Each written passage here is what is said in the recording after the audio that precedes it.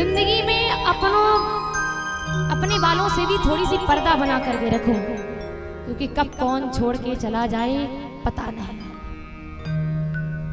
दुश्मन से प्रेम करोगे तो दुश्मन दोस्त बनने को तैयार हो जाएगा, लेकिन दोस्त एक बार ऐसा समय लाता है कि वो दोस्त ही पीठ में खंजर भोंकता है। इसलिए बेटियों की संगति पर असर दें, अपने बेटों की संगति पर नजर रखें कि किस संगति में उठते बैठते हैं। माँ सीता की विदाई आज जनक जी कर रहे हैं।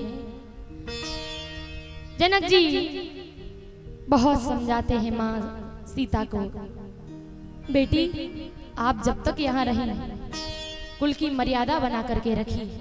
आप जहाँ जा रही हो वो कुल तो हमसे भी ऊंचा है, उस कुल की भी मर्यादा बेटा जानी नहीं चाहिए। कभी भी शिकायत हमारे पास नहीं आनी चाहिए। लेकिन आजकल का समय मैया अपरंपार है। आजकल की मैयाएं बेटियों को शिक्षा देती हैं, बेटा तुम्हारी सास एक शब्द कह दे बस धोखे से मुझे बता देना। एक शब्द तुम्हारी सास अगर तुमसे कह दे बस धोखे से फोन कर देना, फिर हम बताएंगे उनको।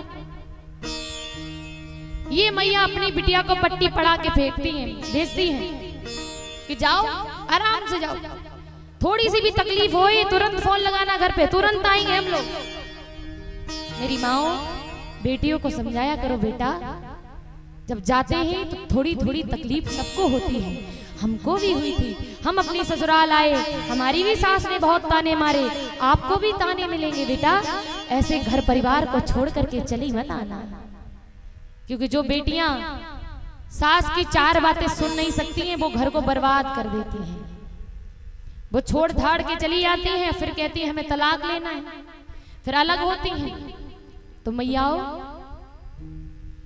अपनी बेटियों को शिक्षा दिया करो, बेटा थोड़ी कड़वी बाड़ी तो तुम्हारी सास भी बोलेगी, क्योंकि मेरी सास ने भी बोली। सबके साथ ऐसा होता है, जब आपकी सास अच्छे से तुम्हें परख लेगी ना तो कभी भी कुछ नहीं कहेगी, एकदम अच्छे से बिटिया की तरह रखेगी। लेकिन आजकल की कलयुग की मम्मियां तो बहुत अपार है। एक बेटी जब अपने ससुराल गई, 2-4 दिन बीते, लौट करके जब घर आई तो अपने पिता से कहा तुम वैद्य हो ना, पिताजी तुम वैद्य हो, मुझे ऐसा जहर दो जो मैं अपनी सास को दे दूं। ऐसा धीमा जहर दो, धीमा जहर दो, ऐसा जहर दो जो वो जल्दी ना मरे पर धीरे धीरे मरे। धीरे धीरे मरेगी तो हम पर सद भी नहीं होगा और मर भी जाएगी। पिताजी ने समझाया ऐसा क्यों कह रही हो बेटी, तुम्हारी सास तुम्हारी माँ समान। बोले अरे बड़ा कलेश करे घर में, 2 पल की रोटी चैन से नहीं खाने देती सास वास। अब तुम मारना चाह रहे हो, हम उसे मार देंगे, इसलिए जहर वहर दे दो, धीमा जहर दे दो जो धीरे धीरे मरे वो बस। पिताजी के लाख मना करने के बाद वो जब नहीं मानी, पिताजी ने दे दिया लो। लेकिन एक बात रखो याद बेटा, इकट्ठा मत दे देना, वो लुढ़क जाए और सबका शक हम लोगों पे ही आ जाए, कहे कि बेटी और मिलके दोनों ने मार दिया। गई अपने घर, थोड़ा थोड़ा देना दूध में शाम के टाइम, हर शाम को थोड़ा सा डालती दूध में और देती। पर पिताजी ने एक पट्टी पढ़ा के भेजी थी, बेटा ऐसे नहीं तुम नफरत करने लोगो जाके सास से टेढ़ा मेढ़ा बोलोगे, अब तो ये मरी जाएगी, अब जितना बुरा भला बोल पाए बोल ले। नहीं, ये 2 महीने तक का जहर है, 2 महीने के बाद वो मर जाएगी, लेकिन 2 महीने तुम्हें प्यार से बोलना है उससे, वरना सब तुम्हारे ऊपर चला जाएगा कि तुमने ही मार डाला। इसलिए बहुत प्यार से पेश आना सास के साथ। हाँ बहुत प्यार से पेश आएंगे। अब वो शाम को दूध में मिला के जहर दे, सुबह खूब उठे, मेरी सासू माँ कितनी अच्छी हैं, कितनी प्यारी हैं, मेरी सासू माँ मुझे बड़ा प्रेम करती हैं, बड़ा लाड करे। अब तो वो पैर दबाए, टाइम से भोजन दे, टाइम से दवा दे और टाइम से जहर भी दे, सब काम टाइम से करने लगी, लाड करने लगी, प्रेम करने लगी। 15 दिन बीते, अब तो जो सास अपनी बहू की बाहर बुराई करती थी, वो सास कहने लगी मेरी बहू बहुत अच्छी है, अरे मैंने तो उसे परख नहीं पाया, मेरी बहू बड़ा प्रेम करती है, बड़ा लाड करती है, बहुत अच्छे से रखती है। अब बहू को भी सास अच्छी लगने लगी धीरे धीरे, क्योंकि सास तारीफ करती है बहू को, कभी गलत नहीं बोलती। अब 1 महीना बीता और प्यार बढ़ा उन दोनों में। बहू की तारीफ और पड़ोसियों में जाकर के सास ने की, अरे मेरी बहू जैसा कोई नहीं हो सकता, हीरा है मेरी बहू, हीरा। अब हो गई 1 महीने 15 दिन, 1.5 महीना हो गया। अब जैसे ही 1.5 महीना हुआ,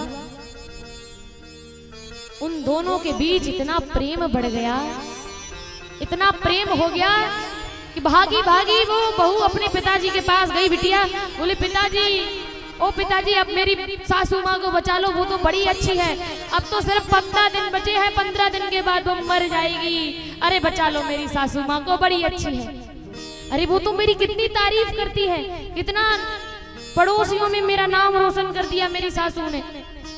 पिताजी कुछ भी करो, अब इस जहर को बदल के कुछ ऐसी दवा दे दो जो 15 दिन में ही मेरी सास ठीक हो जाए। अब 15 दिन बाद हमारी सास लुढ़क जाएगी, तो कुछ करो, अब हम सासू से दूर नहीं रह सकते, सासू के साथ ही रहना है मुझे। पिताजी ने भी हंस के कहा, बेटा हमने जहर थोड़ा ना दिया था, हमने तो ताकत वाली दवा दी थी, मैंने जहर वहर नहीं दिया था, मैंने तो ताकत वाली दवा दी थी। वो खा के इतनी ताकतवर हो गई कि 10 साल तक उसका कोई कुछ बिगाड़ ही नहीं सकता। तो बेटियों को वो बोला वैद कि जहर मैंने उन्हें नहीं, दवा उन्हें नहीं, दवा तो तुम्हें दी थी मैंने कि बेटा प्यार से पेश आना उनके साथ, ये प्यार से पेश आना ही तुम्हारी दवा थी, वो तुम टाइम से देती नहीं और काम हो गया। तो मेरी मैयाओ, बेटियों को समझाया करो, सासू चाहे कुछ भी बोले, तुम्हें यही सोचना है कि जैसे मेरी माँ वैसी मेरी सास। अरे जब आप कोई गलत काम करती हो, माँ चिल्लाती है कि नहीं? आप कोई काम नहीं करती हो तो माँ चिल्लाती है कि बेटा काम करो, ये क्या कर रही हो? बाप डांटती भी है, चिल्लाती भी है, कहीं कहीं पीट भी देती है मैया बेटियों को। यही सोच लिया करो, मेरी सास नहीं मेरी माँ है। हर कड़वी बात को एक अमृत मान करके पी जाओ, फिर देखो कैसे उस सास के मुंह से कड़वी बातें निकल जाएंगी, निकल ही नहीं सकती। ये सीख दे करके हमारी सुनैना मैया ने माँ सीता को भेजा है, कहा बेटी जाओ, अपने इस कुल का तो नाम रोशन किया ही है, उस कुल का भी नाम रोशन करना। और आज जनक जी चारों दूल्हा सरकार को विदाई देने लगे, कहने लगे कि मेरी बेटी से अगर कोई गलती हो जाए महाराज दशरथ तो माफ कर देना, क्योंकि मेरी बेटियां बहुत नादान हैं, अपनी बेटी मान करके इन्हें माफ कर देना। और अब सखियां राम जी को जाते हुए देख रही हैं तो उन्हें रोकने लगी और कहती हैं, हे राम जी, हे पहुना सरकार, आप रुक जाइए, कुछ दिन और रुक जाइए, आपको अभी देख करके हमारी आंखें भरी नहीं हैं। और प्रार्थना करने लगी,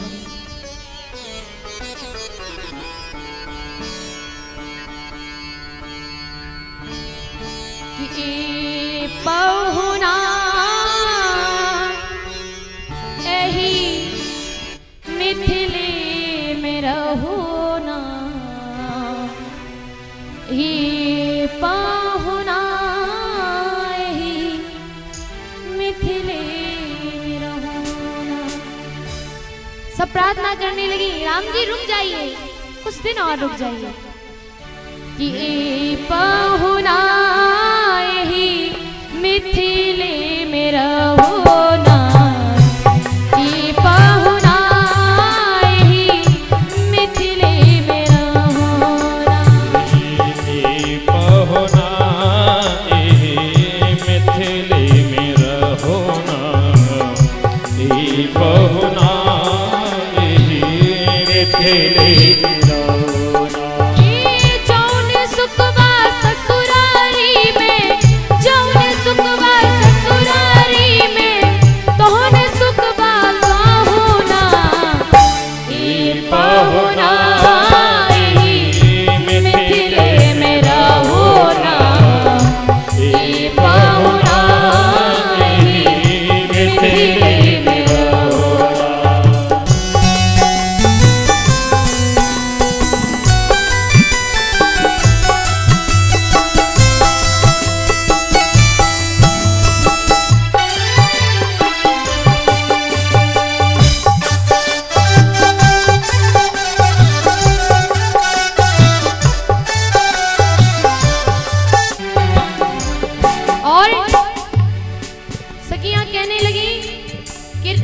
लक्ष्मण जी तुम्हारे राम भैया बड़े काले हैं, लेकिन अगर तुम यहाँ रहोगे, अपने राम भैया को भी यहीं रखोगे, तो मैं बड़ी सेवा करूंगी और आपके भैया को बहुत जल्दी गोरा बना करके अवधपुरी भेजूंगी।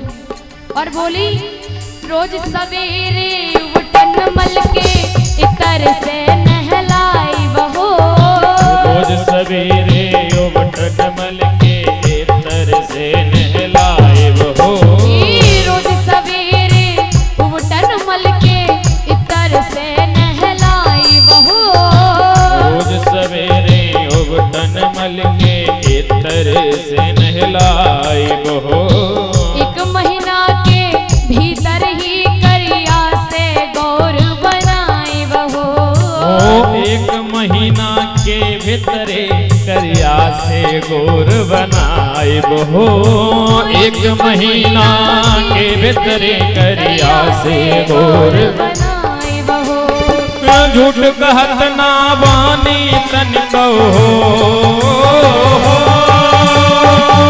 झूठ कहत ना बानी तन कहो, मौका एक देहो ना ए पहुना मिथिले में रहोना, ए पहुना मिथिले में रहोना।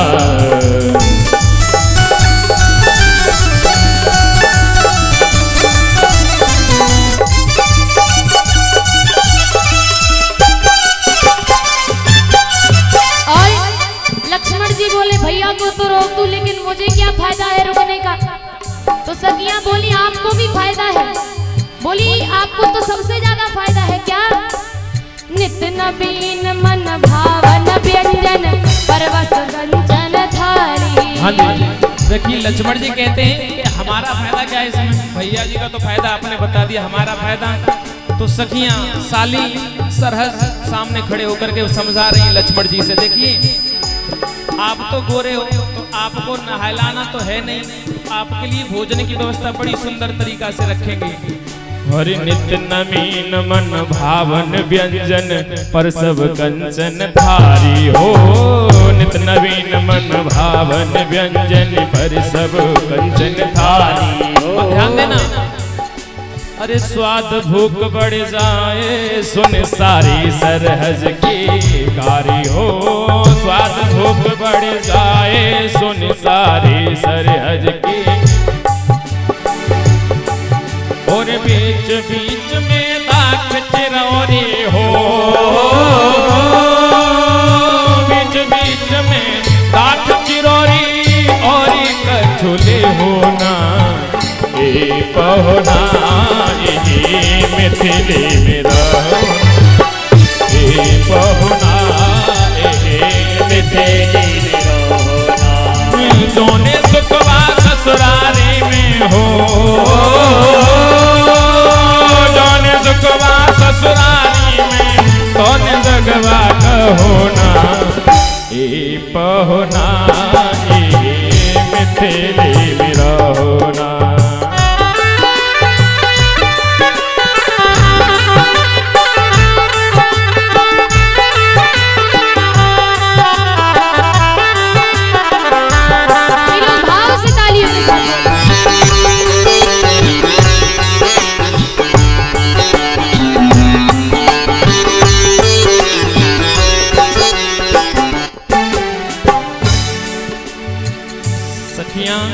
राम जी को लक्ष्मण जी को चारों भाई हैं, सबको रोकती हैं। अगर लक्ष्मण जी को रोकती हैं, अगर लक्ष्मण जी रुक जाएंगे तो राम जी रुक जाएंगे और हमें सुबह सुबह रोज दर्शन करने के लिए मिल जाएंगे।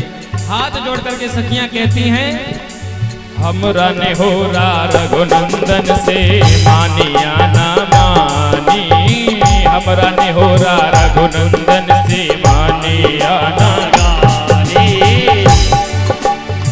पर ससुरारी के नाते, पर ससुरारी के नाते प्रताप के आपन जानी, पर ससुरारी के नाते प्रताप के आपन जान। या मिथिले में रह जइयो या हो,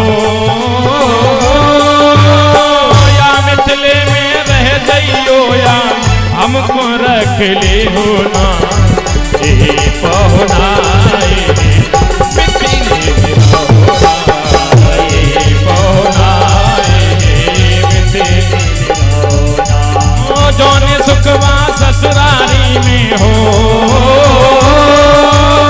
जौने सुखवा ससुरारी में कौन सुखवा कहो ना ए पहुना मिथिले में रहो ना ए पहुना मिथिले में रहो ना ए पहुना मिथिले में रहो ना। सभी सखियां प्रार्थना करती हैं राम जी